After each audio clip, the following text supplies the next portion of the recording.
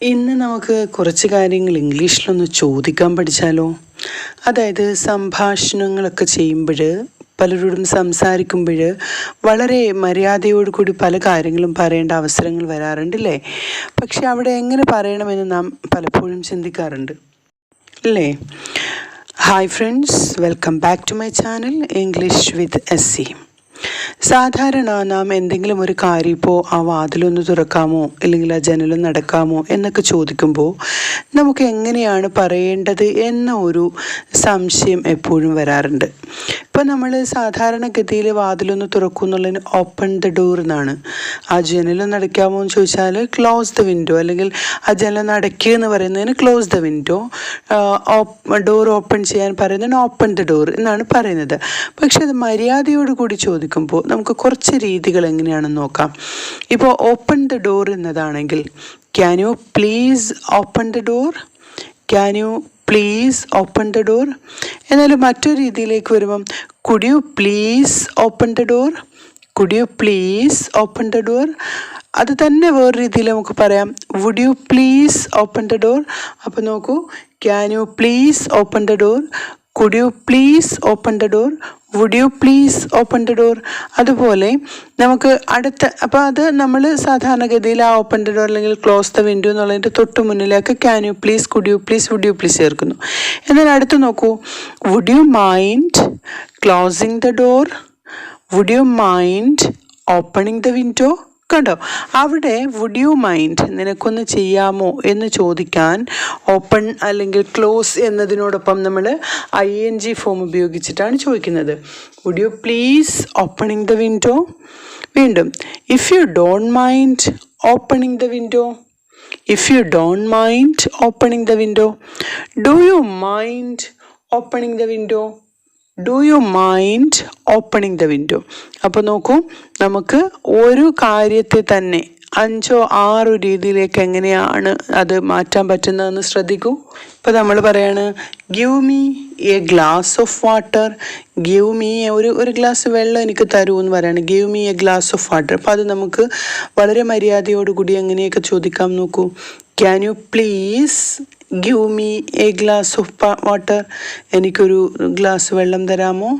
Could you please give me a glass of water, would you please give me a glass of water.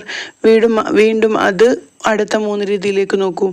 Would you mind giving me a glass of water, if you don't mind giving me a glass of water, do you mind giving me a glass of water. അവിടെ would you മൈൻഡും if you don't മൈൻഡും do you മൈൻഡും വരുമ്പം ശ്രദ്ധിക്കേണ്ടത് അവിടെ വെർബിൻ്റെ ING ഫോമിലേക്കാണ് നമ്മൾ കൊണ്ടുപോകുന്നത്. Okay, ഇനി നെക്സ്റ്റ് ക്വസ്റ്റ്യൻ നോക്കൂ. Read the lessons to me, ഈ പാഠം എനിക്കൊന്ന് വായിച്ചു തരാവുന്നതാണ്. അപ്പോൾ ഇവിടെ നമുക്ക് ഇത് കൂടുതൽ എക്സാമ്പിൾസ് പറയുന്നത് മനസ്സിലാക്കാത്തവർ അതിനകത്ത് നിന്നുകൊണ്ട് തന്നെ ഇങ്ങനെ മനസ്സിലാക്കി പോയാൽ നമുക്ക് പെട്ടെന്ന് സെൻറ്റൻസുകൾ ഉണ്ടാക്കാൻ പറ്റും. അപ്പോൾ ഈ ചാനൽ ആദ്യമായി കാണുന്നവരാണെങ്കിൽ സബ്സ്ക്രൈബ് ചെയ്യാൻ മറക്കരുത്. ഒപ്പം തന്നെ നിങ്ങൾ ലൈക്ക് ആൻഡ് കമൻറ്റ്സ് ഏറ്റവും മസ്റ്റാണ്. അതുപോലെ പേഴ്സണലായ ഓൺലൈൻ ക്ലാസ്സിനെ പറ്റി അറിയേണ്ടവർ ഈ കാണുന്ന നമ്പറിൽ കോൺടാക്റ്റ് ചെയ്യുക. ലെൻഡ് മീ 10 rupees, ഒരു 10 രൂപ എനിക്ക് തരുമോ എന്ന് ചോദിക്കുകയാണ്. എങ്ങനെയൊക്കെ ചോദിക്കാം? Can you please lend me 10 rupees, could you please lend me 10 rupees, would you please lend me 10 rupees. പിന്നെയോ would you mind lending me 10 rupees, if you don't mind lending me 10 rupees, do you mind lending me 10 rupees. ഇങ്ങനെ 6 രീതിയിൽ can you please, could you please, would you please, would you mind, അതുപോലെ if you don't mind, do you mind.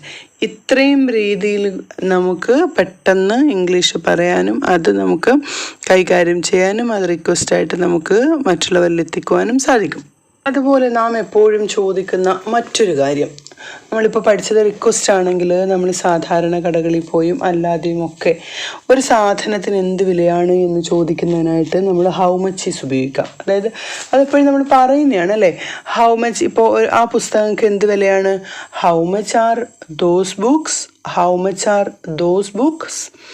ഈ ബാഗിന് എന്താണ് വില? How much is this bag? How much is this bag? നിങ്ങളുടെ കാറിന് എന്താണ് വില? How much is your car? How much is your car? അതായത് singular വരുന്നിടത്ത് നമ്മൾ ഈസ് ഉപയോഗിച്ച് പറയുക. ഹൗ മച്ച് കഴിഞ്ഞതിന് ശേഷം സിംഗുലർ ആണെങ്കിൽ ഈസ് ഉപയോഗിക്കുക, പ്ലൂറൽ ആണെങ്കിൽ ആർ ഉപയോഗിക്കുക. ആ പൂക്കൾക്ക് എന്ത് വിലയാണ്? പൂക്കൾ എന്ന് പറയുമ്പോൾ പ്ലൂറലാണല്ലോ, കുറേ ഇല്ലേ. അപ്പം how much are those flowers? How much are those flowers? നിങ്ങളുടെ പുതിയ ഫോണിന് എന്താണ് വില? How much is your new phone? How much is your new phone? അപ്പോൾ നോക്കൂ, ആ പുസ്തകങ്ങൾക്ക് എന്ത് വിലയാണ്? How much are those books? ആ ബാഗിന് എന്താണ് വില? How much is this bag? നിങ്ങളുടെ കാറിന് എന്താണ് വില? How much is your car? ആ പൂക്കൾക്ക് എന്ത് വിലയാണ്? How much are those flowers? നിങ്ങളുടെ പുതിയ ഫോണിന് എത്രയാണ് വില? How much is your new phone? അപ്പോൾ ഹൗ മച്ച് ഈസും ഹൗ മച്ച് ആറും ചേർത്തിട്ട് ഏത് വസ്തുവിൻ്റെയും വില നമുക്ക് ചോദിക്കാം. അപ്പം അതേ രീതിയിൽ തന്നെ മറ്റൊരു രീതി, അതായത് മറ്റൊരു നമ്മളിപ്പോൾ പ്ലൂറലായപ്പം ഹൗ മച്ച് ആർ ചോദിച്ചു, സിംഗുലറായപ്പോൾ ഹൗ മച്ച് ഈസ് ചോദിച്ചു. അപ്പം അതിലും കുറച്ചുകൂടെ പ്രായോഗികമായിട്ട് എല്ലാവരും ചോദിക്കുന്ന ഒരു രീതി പറയാം. ആ ബുക്കിന് എന്താണ് വില? How much does that book cost?